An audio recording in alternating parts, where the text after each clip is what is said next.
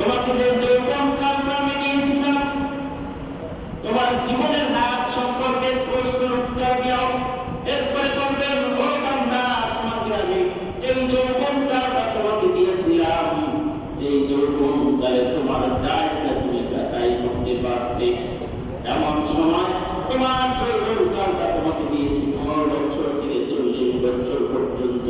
তোমার এই যৌবন কালটা তুমি কোন কাজে ব্যয় করেছ? বলেন, জমা করা যাবে? একটু চিন্তা করে দেখুন। যৌবন কালটা, এই যৌবন কালটার ভিতরে কতটুকু আপনি আমি করেছি? আমার যৌবন কালের সময় এখন তো মানুষ সারা রাত ইবাদত করতে পারে, যৌবন বয়সে কোনো কষ্ট পায় না। বৃদ্ধ বয়সে নামাজ পড়তে গিয়ে কষ্ট হয়, ওযু করতে গিয়ে কষ্ট হয়, আল্লাহ ইবাদত করতে গিয়ে কষ্ট হয়। যৌবন অবস্থায় এমন একটা বয়স, এই বয়সে আপনি যা খুশি তাই করতে পারেন। এই যৌবন বয়সে কে কোন কাজে ব্যয় করেছে? সারা রাত তুমি ঘরের দরজা বন্ধ করে মোবাইল টিপেছ।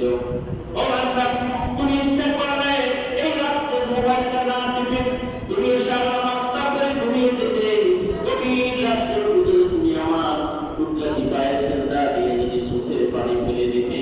ও বান্দা, যখন তুমি 40 বছর পার হয়ে যাবা, যখন বৃদ্ধ হয়ে যাবা, আর এই যৌবন বয়সে যখন তুমি করবা, আর বৃদ্ধ বয়সে যখন তোমার ঘাটতি হয়ে যাবে, এই যৌবন বয়স তোমার আমল নামায় পার্সেন্টেজ মহাত্মিক থাকবে। তুমি যেইভাবে এই যৌবন বয়সে বেশি ইবাদত করেছো, শেষ বয়সে তুমি তেমন করতে পারো নাই। এজন্য আল্লাহ তাআলা তার গোটা জীবনে যৌবন বয়সটা এবং বৃদ্ধ বয়সটা সমতুল্য রেখে তার আমলনামায় লিখে দেবে। তোমার জীবনটা তুমি রাখতে নামাজের ভিতরে না লাগিয়ে, এশার নামাজ না পড়ে, তোমার হাতে তোমার পিতামাতা সন্তানেরা তোমার সন্তানদের হাতে মোবাইল তুলে দিয়েছে, আর দরজা বন্ধ করে তুমি সারা রাত তুমি মোবাইল দেখেছো।